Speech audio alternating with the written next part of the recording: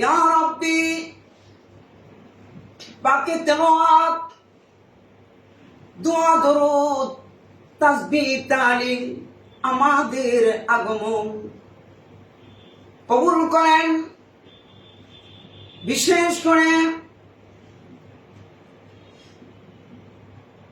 আমার শ্রদ্ধাভাজন ঢাকা বিশ্ববিদ্যালয়ের সম্মানিত যখন স্টুডেন্ট ছিলাম, ঢাকা ইউনিভার্সিটিতে গবেষণা ছিল, সম্মানিত অভিভাবক আল্লাহ টুকু ভাইজানকে কবুল করেন, সহকর্মীদেরকে কবুল করেন। ইয়া রাব্বি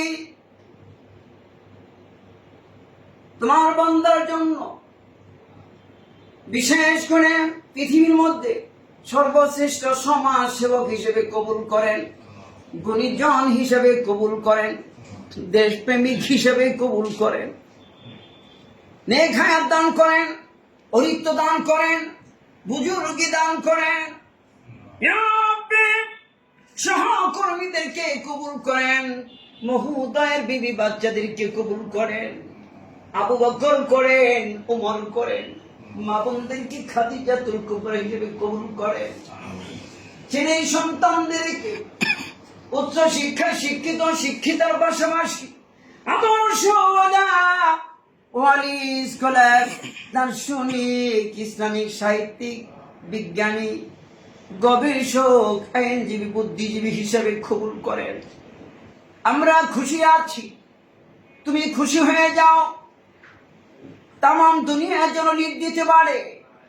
আল্লাহ গো, ও আল্লাহ, তোমার নেক বান্দা হিসেবে তুমি কবুল করে নিয়েছো, পছন্দনীয় বান্দা হিসেবে তুমি কবুল করে নিয়েছো। সুলতান সালাউদ্দিন টুকু, ইয়া রাব্বি আমরা শ্রদ্ধা করি, ভালোবাসি, তুমি ভালোবাসো।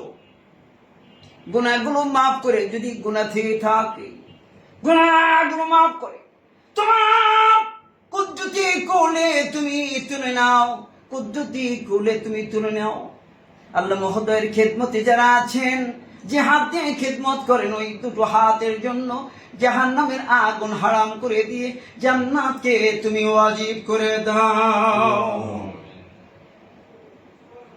শুধু টাঙ্গারের জন্য তো নয়, তাম দুনিয়া লিড দিতে পারে। আল্লাহ তৌফিক দাও। নবীদের যেমন হায়াত ছিল, তদ্রূপ হায়াতকে বহু গুণে বৃদ্ধি করে দিতে হবে। আল্লাহ আল্লাহ গো, 18,000 মাখলুকের মাঝে মহোদয়ের ভালোবাসা তুমি ঢেলে দাও। 18,000 মাখলুকের মাঝে মহোদয়ের ভালোবাসা তুমি ঢেলে দাও। পবিত্র সময় মনে পড়ে গেল মার কথা, বাবার কথা। নবীজি বলেছেন, সন্তান যদি দিনে 112 মা বাবার চেহারা দিয়ে তাকে 100 কবুলেতে হজে নিয়ে পাওয়া যায়। এই দয়ার মা বাবা ভুলে যাদের নিবৃত্ত ঘর কবরে যাতে আশ্রয় গ্রহণ করেছে, নবীজি বলেছেন, এটা যখন মাকে মনে করে কান্দে, বাবাকে মনে করে কান্দে, এত চোখের বাড়ি জমিতে পতিত হবার পূর্বে মা বাবার কবরে আযাব বন্ধ হয়ে যায়। ইয়া রাব্বি এই মুহূর্তের মধ্যে যদি মা বাবার কবরে আযাব বন্ধ না হয়, নবীজির কথা মিথ্যে হয়ে যাবে, তাহা কখনো হতে পারে না।